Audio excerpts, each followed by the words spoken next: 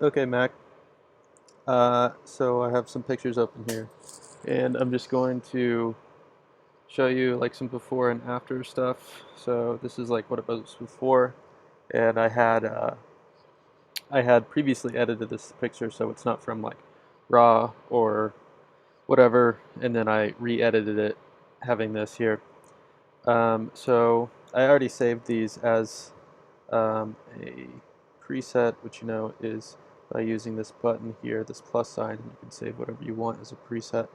But I'm going to go ahead and exit out of this and then show you how I did it. Not exit out, but I'm going to hit this reset button here, and then I'll show you how I did it. Which this one was actually pretty pretty in-depth edit. So so here's how it was before. I had to kind of fix some things that I did the last time. So this last time I edited, I somehow darkened the underside of him. So I'm going to go up here to the brush tool, click it, and then go make sure the auto mask is on, and then scroll 2 fingers if you have a Mac to shrink the size of this, and then highlight basically uh, just the underside of this. Actually, it went off there, so I'm going to redo that.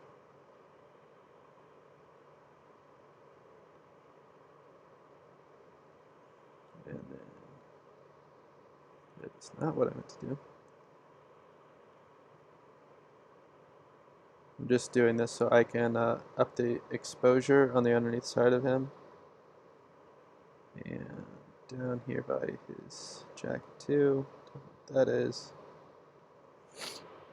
And then come over here, I have like a preset, I don't know why it's all the way down in exposure and blacks, but bump those up to normal, and then expose this just a little bit more, and then add some contrast to it to make it look a little bit more natural. Let's see, maybe a little bit more. And I also didn't like the color.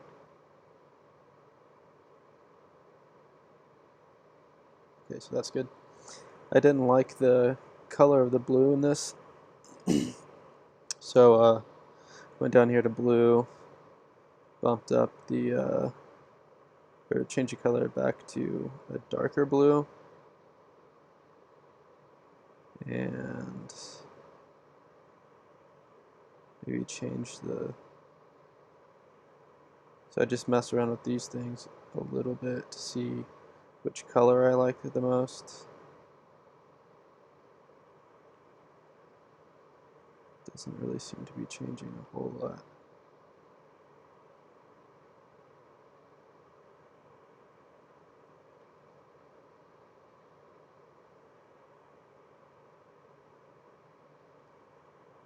Okay, I think that looks good.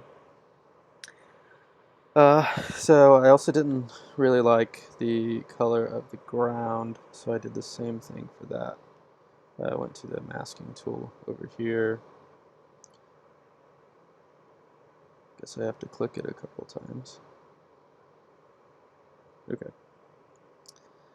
Bump this thing up, and then highlighted this whole area on the ground because it was kind of bugging me if I just changed the colors. It was changing the color of his skin, which I guess I could. And it could have been changing the color of the ridge also. But this is how I did it. It seemed to be efficient to me. It's probably not.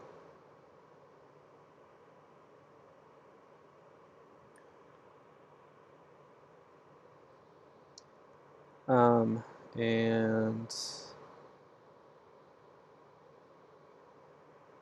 so yeah, I can't remember the original color of this, but I'm going to try to make it look like the edit was first time. And you got to make sure that your masking tool is on, otherwise it'll just go outside these lines. You can see how it's kind of staying in the lines. And bump up the exposure and the blacks. And then, let's see, I think I changed it maybe here a little bit.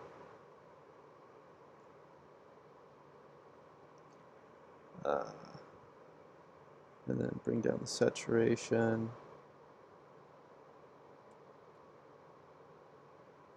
to there. I believe that's where I had it. Might change it a little bit more. That's good. And so I also went and changed color of the bridge a little bit. It's a pretty cool color where it was at. There, luminance. Bump it up a little bit and then bring that down some. Saturation to like there. And let's see. Next, I believe that I did the whole masking thing over here. I also have to recheck the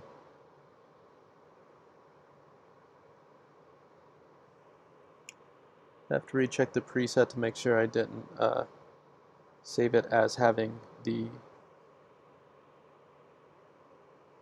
some of the filters on it, like these, because you can save it to have a filter on it that's similar to this, and it doesn't really transfer over to other images. And then sometimes you have to shrink it down to go in a smaller area.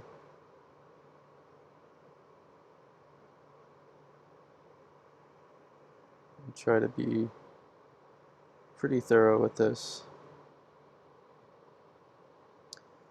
Make sure you get all of the areas that are water.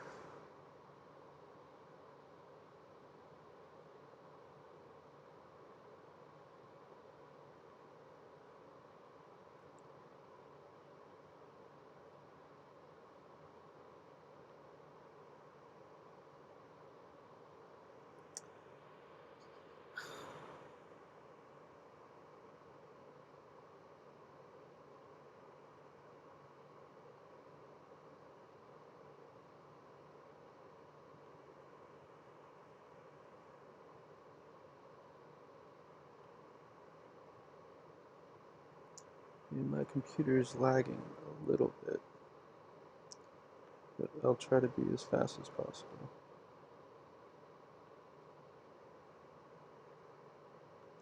Okay, so that's pretty much good for that. Then I just changed the temperature of the water a little bit. Not too much. Bring up the greens, make it a little bit teal.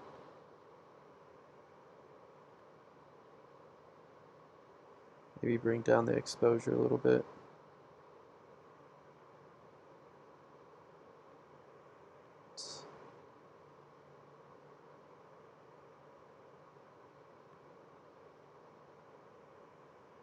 And then once you find your color is correct, then you can bump down the saturation if it seems a little bit too much. So that looks good. And then, so this is what I do to kind of bring together this center part of the photo, because you want it to be more focused on him. So I'll grab this little rectangle thing here. I'm not exactly sure what it's called, but I'll bring in one from this side, drag it like that.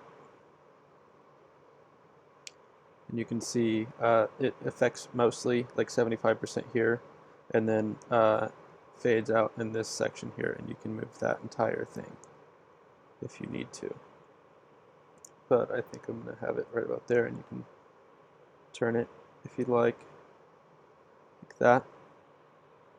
And then change the darks, blacks, and then exposure also is, I try to make it kind of darker in this area, and this is different than using vignette, because vignette will darken the sky, and you don't want that. And then once you adjust your settings over here, you can go ahead and pull one over from this side too, and it'll have the same settings.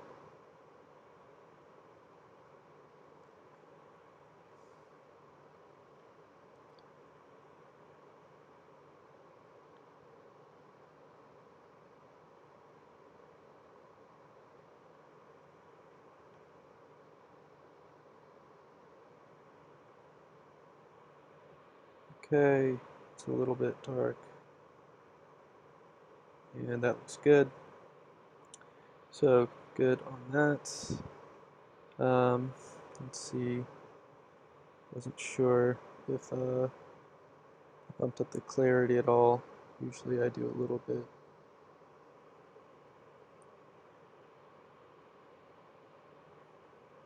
It's a little bit much. And then I usually, sometimes if the sky is a little blank, I'll pull one of these over on this side. Something like that.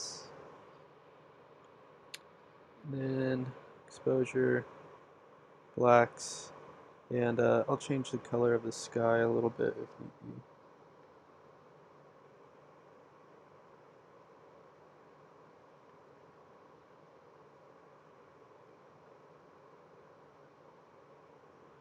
So that's a little bit much. Bring down the yellows.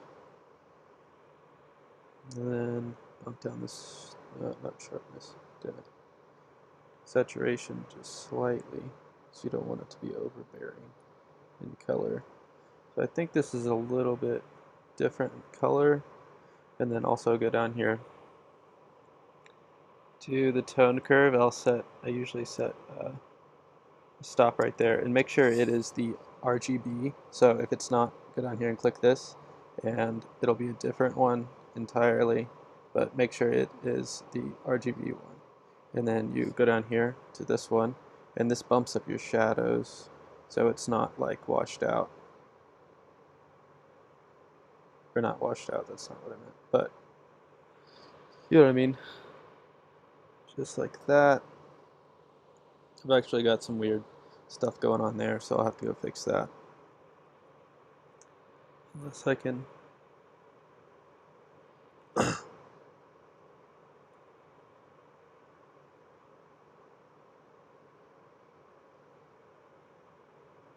see if this fixes it. I took out that other dot there. Let's bump this up. Nope, that's a little bit much. So I'll go back and do that. Slide this up to about there. That looks pretty good to me. And it really brings your colors together. And then you can go back and edit if you go to your brush tool. Actually, that's not what I used. If you go to the rectangle thing, go back over here, you can choose the same one that you were using. And then, so you can adjust some things because you can see this like odd like pixelation over here. And you can maybe bump this down some or use like less clarity.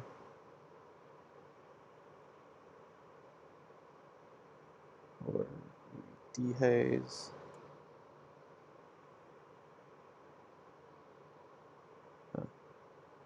So you usually won't have a problem with this.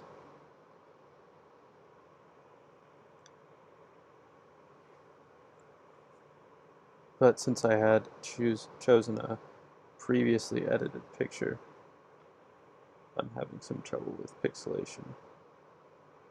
I'm actually probably just going to leave it bright like that because the color of the sky doesn't matter too much because you have the colors going on around the bottom part of it. But anyway, that's about all I did for this picture. I believe so. So there's that, and I'm actually going to save it as a new preset right now, and I'm going to do B for bright and 69. And that's going to be the number of this, and I'm going to make sure I don't have graduated filters or radio filters clicked on this, and then exposure, usually don't click on that. Those are usually in.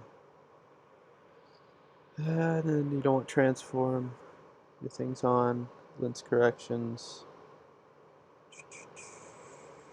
and that looks good.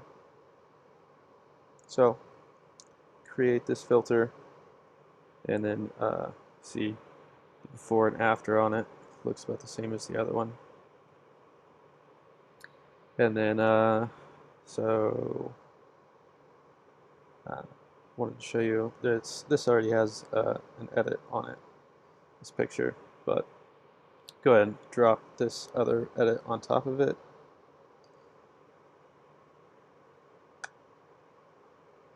Guess I didn't click on it. Oh, it worked. My computer is really lagging right now. Anyway, so it looks like different on this one. I actually had a decent edit on this other one, but I decided to bump up the darkness to make it not so contrasty, because it kind of smoothens out your photo. I'm really trying to get this picture over here to open up, but it's being really slow. Okay, so yeah, that's what it would look like if I put that other one on top of this, but I liked it how it was before, so Control Z, and you can go back and not have that filter on there.